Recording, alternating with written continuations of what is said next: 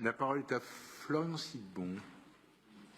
Monsieur le maire, mes chers collègues, donc, avant de commencer cette intervention, je veux avoir une pensée émue pour le jeune homme qui a été assassiné lors d'une rixe vendredi soir dans le 17e arrondissement.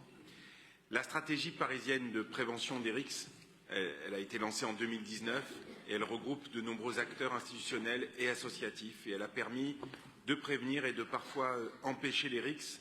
Mais les rivalités, on le dit, on le redit, entre quartiers restent fortes et certains affrontements, l'actualité nous le rappelle, ont des conséquences dramatiques sur les vies des jeunes impliqués et sur leurs familles. C'est pourquoi un acte 2 de la stratégie a été lancé, notamment pour renforcer le travail partenarial avec l'Éducation nationale, acteur majeur sur ces questions.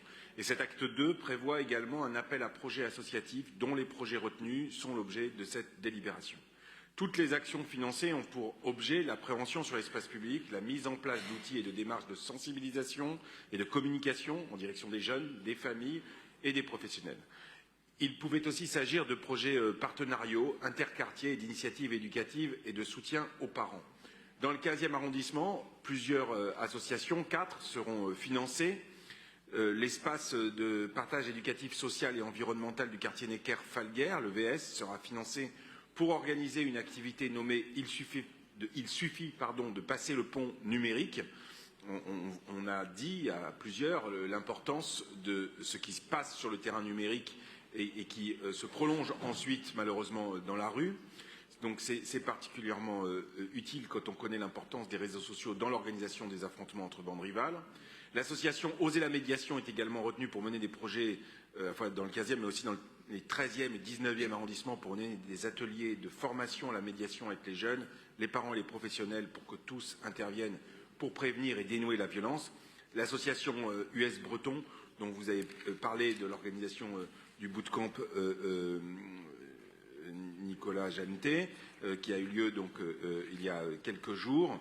Et puis une association que je veux saluer également particulièrement, qui est l'association La Bonne Équipe, et qui reçoit une subvention modeste, mais qui permettra à cette association qui a vraiment, j'ai eu l'occasion de rencontrer ces jeunes, sont des jeunes qui se sont regroupés en association spécifiquement pour lutter contre les rixes. Ce sont vraiment des jeunes des quartiers du 15e qui se sont dit on ne peut pas laisser les choses comme ça et qui se sont regroupés dans ce but-là. Donc je trouve que c'est très important, même si ce sont encore leurs premières subventions et qu'il faut qu'ils se structurent et qu'ils fassent leur premier projet. Mais c'est très important, je veux saluer la subvention qui va leur être accordée ce soir par cette délibération. Je vous remercie. Merci Florian Sidbon.